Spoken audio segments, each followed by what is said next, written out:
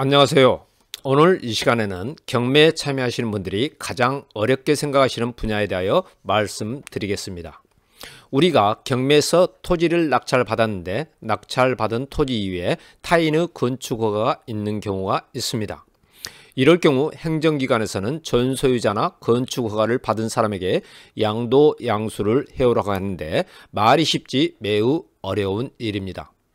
또한 이런 경우 전소유자나 전 건축허가자가 납부한 농지보전부담금에 대하여도 새로운 낙찰자가 농지보전부담금을 납입해야 하고 기존에 납부한 농지보전부담금은 전소유자에게 행정기관에서 반납한다고 하는데 과연 이게 맞는 일인지 오늘 이 시간에는 이런 내용을 중심으로 명확하게 알고 가고자 합니다.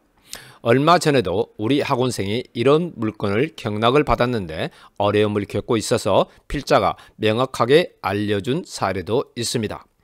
이런 내용을 명확히 알고 있으면 실전 경매에서 좋은 물건을 낮은 가격에 매수할 수도 있고 낙찰 이후에도 많은 비용을 절약할 수가 있습니다. 자, 2022년 6월 30일 대법원에서 경매를 하는 사람들에게는 아주 중요한 판례가 생성되었습니다. 이 사건은 제주지방법원 2029합 545 건축관계자 변경신고 반려처분 취소 사건입니다. 이 사건을 살펴보면 주식회사 유원전자가 제주지방법원 2019 타경 4,566억 물건을 경락받아서 서귀포시청을 상대로 소송을 진행한 사건입니다. 이 물건을 보면 입찰에 즉 제시의 물건이 있는 사건입니다. 사건 사진에서 보시는 바와 같이 경매 물건의 토지상에는 이렇게 건축을 하다가 중단된 물건이 있었습니다. 아무튼 이 물건은 전 소유자나 다른 사람이 건축허가를 받았지 경락자가 건축허가를 받은 것은 아닙니다. 그러므로 경락자가 건축행위를 하고자 한다면 이 건축허가를 취소하거나 건축허가권을 경락자 앞으로 가져와야 됩니다. 자, 감정평가서에 나와 있는 건축허가와 관련된 사항을 보면은 2016년도에 신축허가를 받은 것을 알 수가 있으며 경락일인 2020년 5월 4일 이전인 2018년 1월 22일이 착공 예정일인 것을 알 수가 있습니다. 이제 이 사건과 관련하여 경락자인 주식회사 유원전자가 건축허가권자인 서귀포시장을 상대로 건축허가권과 농지보존분담금을 어떻게 처리하였는지를 알아보겠습니다. 이 사건을 보면 최초 전 소유자는 서귀포시청에서 건축허가를 받고 농지보존부담금을 납부하였습니다. 그 후 이 토지가 경매가 되어 옹고인 주식회사 유원전자가 낙찰을 받았습니다. 그런 다음 낙찰자인 주식회사 유원전자는 서귀포시청에 건축주를 전 소유자에서 경락자인 주식회사 유원전자로 변경해 달라고 신고를 하였습니다. 그러자 피고인 서귀포시에서는 주식회사 유원전자에게 기납부된 농지보존부담금의 권리에 대한 양도 양수를 증명할 수 있는 서류를 제출하라고 요구했습니다.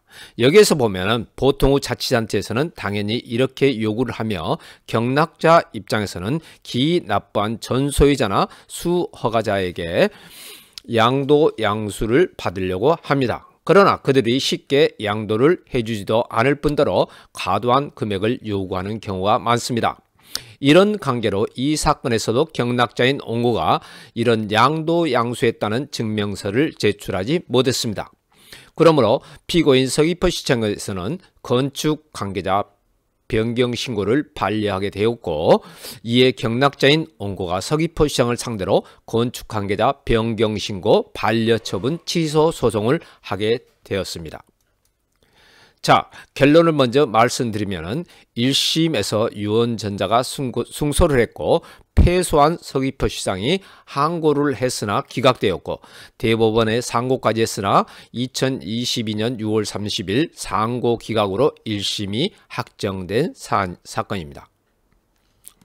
먼저 피고인 서귀포시청의 주장은 농림수산식품부가 제작한 농지업무펠람상 농지전용허가를 받아 전용 목적사업 진행 중 경매에 의하여 소유권이 변경된 경우 낙찰자가 해당 목적 사업을 계속하여 추진하려면 신규 농지 전용 허가 또는 신규 수리, 즉 신규 농지 전용 허가 신청자의 농지 보전 부담금 납입 확인 후 종전 수허가자에게 농지 보전 부담금 환급 조치가 필요하다고 정하고 있고, 농지법 시행규칙 제26조 제2항 제6호가 농지 보전금을 납입한 후 농지 전용 허가를 받은 자의 명의가 변경되는 경우에는 농지 보전 부담금의 권리 승계를 증명할 수 있는 서류를 첨부하도록 정하고 있으므로 원고가 민사집행법에 따른 경매 절차로 이 사건 토지 및 건물의 소유권을 취득하였더라도 건축허가권이라는 공권적 권리가 아무런 제한 없이 포괄적으로 원고에게 이전된다거나 농지보전 부담금에 관한 권리가 당연히 원고에게 이전하는 효과가 발생한다고 볼 수 없다고 주장을 했습니다. 자, 그러나 법원의 판단은 달랐습니다. 법원은 건축허가는 대물적 성질을 갖는 것으로 건축허가의 효과는 허가대상 건축물의 권리 변동에 수반하여 이전되며 별도의 승인 처분에 의하여 이전되는 것은 아니다. 민사집행법에 따른 경매 절차에서 매수인이 매각 허가 결정서 및 그에 따른 매각 완납 서류 등을 제출한 경우 이는 건축법 시행규칙 제11조 제1항에서 정한 권리관계의 변경 사실을 증명할 수 있는 서류를 제출한 경우에 해당한다. 건축법 시행규칙 제11조 규정은 단순히 행정관청의 사무집행의 편의를 위한 것이 아니라 허가대상 건축물의 양수인에게 건축주의 명의 변경을 신고할 수 있는 공법상의 권리를 인정함과 아울러 행정기관에게는 그 신고를 수리할 의무를 지게 한 것으로 범이 타당하다. 그러므로 허가대상 건축물의 양수인이 구건축법 시행규칙에 규정되어 있는 형식적 요건을 갖추어 시장, 군수 등 행정관청에 적법하게 건축주의 명예 변경을 신고한 때에는 행정관청은 그 신고를 수리해야지 실체적인 이유를 내서 신고 수리를 거부할 수는 없다고 판단하였습니다. 또한 건축 관계자 변경신고서에 첨부하여야 하는 건축법 시행규칙 제11조 1항에 정한 권리관계의 변경 사실을 증명할 수 있는 서류란 건축할 대지가 아니라 허가대상 건축물에 관한 권리관계의 변경 사실을 증명할 수 있는 서류를 의미하고 그 서류를 첨부했다면 이로써 건축법 시행규칙에 규정된 건축주 명의변경 신고의 형식적 요건을 갖춘 것이다. 허가권자는 양수인에 대하여 건축법 시행규칙 제11조 제1항에서 정한 서류에 포함되지 아니하는 건축할 대지의 소유 또는 사용에 관한 권리를 증명하는 서류 제출을 요구하거나 양수인에게 이러한 권리가 없다는 실체적인 이유를 들어 신고의 수리를 거부하여서는 아니 된다. 그러므로 피고가 원고의 건축관계자 변경 신고를 수리함에 있어 원고에게 건축물에 관한 권리관계의 변경 사실을 증명할 수 있는 서류 외에 추가로 농지 부담금의 권리에 관한 서류 제출을 요구할 법적인 근거가 없다. 건축허가를 받은 자가 농지 전용 허가가 의제되고 농지 보전 부담금을 납부한 상황에서 건축 중인 건물을 민사집행법에 따른 경매 절차에서 매수인이 취득한 경우 이때 건축허가의 효과는 매수인에게 이전되고 매수인이 자기 명의로 건축주 변경 신고를 하면은 건축법 제16조 제3항, 제11조 제5항에 의하여 농지 전용 허가 명의의 변경도 의제된다.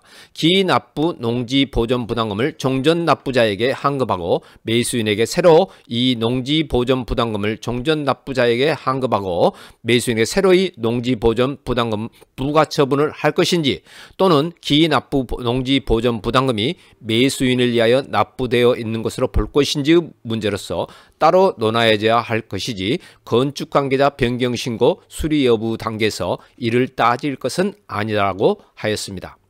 농지보전 부담금은 납부 여부에 따라 건축관계자의 변경신고 수리를 해야 하는 것은 아니고 이는 별도의 판단을 받아야 한다는 것입니다. 우리가 법정시장권이나 유치권에서 보듯 경매법원은 매각만 하면 되지 법정시장권의 성립 유무나 유치권의 성립 여부를 판단하지 않습니다. 즉 유치권이나 법정지상권은 경락으로 소유권을 이전받은 자와 전 소유자가 별도의 재판을 해서 판단받아야 한다는 것으로 경매법원은 판단을 하지 않는다는 것입니다. 그럼 이제 전 소유자가 납입한 농지보전 부담금은 어떻게 판단하고 있는지를 보도록 하겠습니다. 자, 수원지방법원 2012 타경 22,449호 경매사건을 보겠습니다. 이 사건은 지목은 전임으로 농지취득 자격증명이 필요하다고 했습니다. 표에서 보시듯 온거는 전 소유자가 개발행위 허가를 받아 농지보전부담금을 부과한 부동산을 2013년 2월 5일 경락받아 소유권을 이전한 뒤 하성시에 개발행위 허가를 경락자인 온고에게 변경해달라고 신청을 했습니다. 이에 하성시는 경락자인 온고에게 농지보전부담금을 부과하였고 이에 온고는 농지보전부담금을 납부해야 했습니다. 그 하성시는 온고에게 개발행위 변경 허가를 하였고 이후 온고는 하성시에 다음과 같은 사유로 농지보전부담금을 반환해 주라고 요청하는 내용증명을 보냈습니다. 즉 본인은 이 사건 각 토지를 경매로 낙찰받아 취득하였기 때문에 당시 허가권자인 전 소유자 농지보전부담금을 기납부한 B에게서 합법적으로 허가권자의 지위를 포괄 승계받았으므로 농지보전부담금은 납입 의무가 없는데도 불구하고 귀청에서는 본인에게 부담금을 부과하여 당장 급하기 때문에 어쩔 수 없이 우선 납부하고 반환 요청을 하였으나 기청에서는 농지보전부담금 처분 취소 소송을 통해 확정된 판결문을 제출하여야 납부한 농지보전부담금을 돌려줄 수 있다는 통지를 받았습니다. 그러나 기휘청에서는 전 허가권자 B에게 농지보전부담금을 반환하겠다는 통보서를 보냈는 바 이는 본인이 부담금 반환을 받을 수 있는 권리를 해하는 조치이기 때문에 본인이 본건 농지보전부담금 부과처분 취소 소송을 진행하여 판결을 득할 때까지 반환 금지를 요청하는 바입니다. 이렇게 내용증명을 보내니까 하성시에서는 이 사건 각 토지에 대한 농지전용 협의 당시 계약해서 B가 납부한 농지보전부담금을 승계받았다는 증빙자료를 제출하지 못하여 농지법 제38조 제1항에 의한 농지보전부담금을 납부하는 조건으로 농지전용 협의를 하였으므로 농지법 제39조 제1항 각호 즉 치하 등에 해당하지 않을 시 계약께서 납부한 농지보전부담금은 환급에 드릴 수가 없음을 알려드립니다고 답변을 하였습니다. 이에 온고인 경락자는 서울행정법원에 농지보전부담금 환급소송을 제기했습니다. 결론적으로 이 사건인 서울행정지방법원 2017 구합 90292 소송에서 온고인 경락자가 승소하였고 피고인 하성시가 항소를 했으나 기각되었고 대법원까지 갔으나 심리 불속행 기각되어 1심 판단이 그대로 유지되었습니다. 이제 그 내용을 한번 보겠습니다. 먼저 경락자인 온고는 경매를 통하여 이 사건 각 토지의 소유권을 취득하였으므로 B의 개발행위 허가 및 농지전용허가 명의자로서의 지위 또한 승계하였고 B가 납부한 농지보전부담금은 명의를 이전받은 온고의 의무이행을 위해 납입되어 있는 것으로 봐야 한다.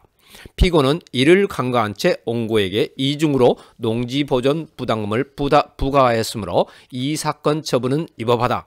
그러므로 피고는 온고에게 이를 부당이득으로 반환할 의무가 있다고 주장을 하였습니다. 이에 대하여 피고인 하성시는 온고가 이 사건 경매 절차를 통하여 이 사건 각 토지의 소유권을 취득하였다고 해서 당연히 농지전용 허가권이나 그에 수반하여 납부된 농지보전부담금에 대한 권리까지 승계한다고 볼 수가 없고 B로부터 농지보전부담금에 대한 권리를 이전받은 바도 없으므로 B가 기존에 납부한 농지보전부담금은 B에게 환급하고 온고에게는 새로이 농지보전부담금을 부과하는 것이 타당하다. 그러므로 피고가 온고로부터 납부받은 농지보전부담금은 부당이득에 해당된다고 볼 수 없다고 주장했습니다. 이에 법원의 판단은 농지법 제32조, 제38조와 사실관계를 종합해 보면 농지보존부담금의 납입 의무는 그 농지 전용 허가 명의자, 즉 그 명의로 농지 전용 허가를 받았거나 또는 적법하게 그 명예를 이전받은 자에게 있다고 할 것이고, 농지 전용을 받은 자가 농지보존부담금을 납입한 다음 그 명예를 이전하는 경우 종전에 납부된 농지보존부담금은 명예를 이전받은 자의 의무 이행을 위해 납입되어 있는 것으로 봄이 타당하다. 따라서 주식회사 B가 이 사건 각 토지에 관한 개발 행위 허가를 받으면서 납부한 농지보존부담금은 농지 전용 허가의 명예를 이전받은 옹고의 의무 이행을 위해 납입되어 있는 것으로 보아야 한다. 결국 이 사건 처물은 이미 옹고를 위한 농지보존부담금이 납입되어 있는 상태에서 다시 옹고에게 농지보존부담금을 부과한 것이어서 위법하다. 농지보존부담금 부과처분은 농지 전용 허가를 전제로 하는 것으로서 농지 전용 허가에 수반하여 부과되고, 위에서 본 바와 같이 농지 전용 허가가 의제되는 개발행위 허가에 있어 허가 명의자를 변경하는 경우에는 그에 따라 농지 전용 허가를 받은 자의 명의 또한 변경된다고 할 것이다.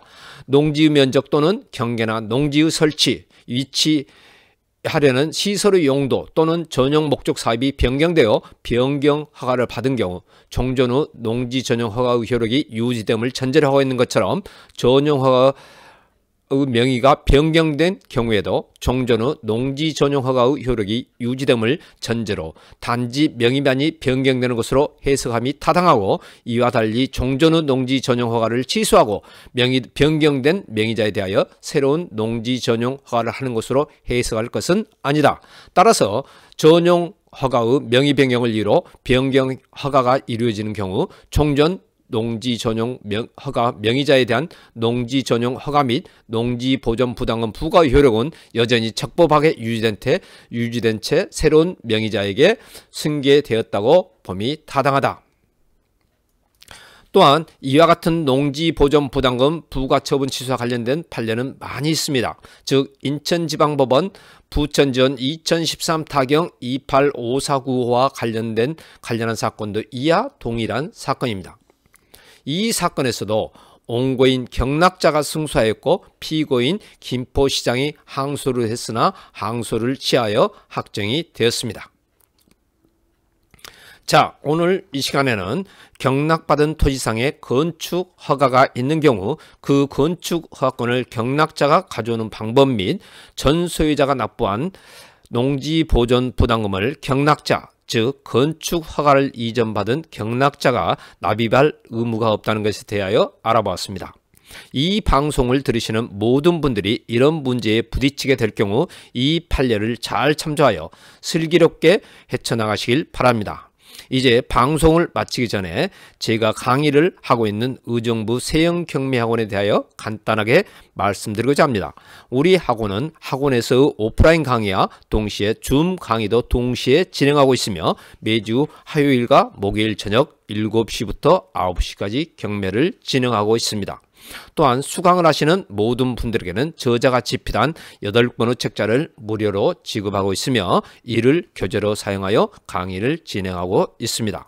아울러 필자가 강의하고 있는 의정부 세영경매학원에 들리실 기회가 된다면 실제 강의를 한번 들어보시는 것도 환영합니다. 자, 이상으로 마치겠습니다. 감사합니다.